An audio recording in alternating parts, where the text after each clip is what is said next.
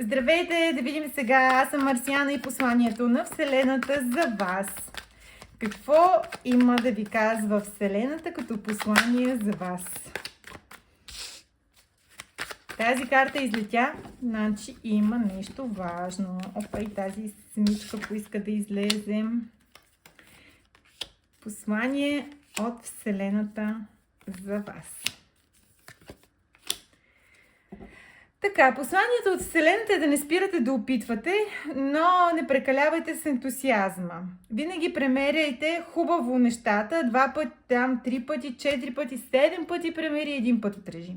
Значи не се хвърляйте напред с главата, емоционално да действате, е малко по-разсъдливо. Значи сложете нещата на пауза, премерете плюсове и минуси, премерете за и против, усетете го това нещо.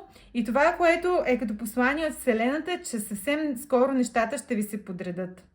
Това се отнася както в личен план, така и в работата на всеки, за него си ще прецени, но не се хвърляйте с главата напред, без да си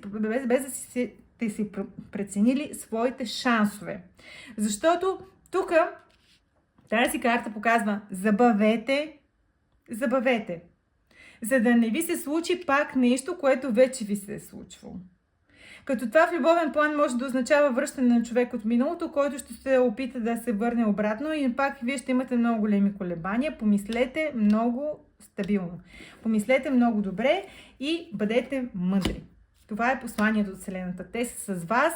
На дъното на колодата е Върховния жрец. Ангелите са с вас, висшите сили са с вас и Вселената също и ще ви подкрепят. Просто преценете кое е добро за вас, помислете и не се хвърлите с главата напред. Давайте време на нещата, за да могат да се подредят възможно най-добре. Те са с вас и ви подкрепят. Това е посланието от Вселената за вас. До скоро! Лайк, абонамент или коментарче, който както прецени или всичко заедно. И аз се сбогувам с вас до следващото видео.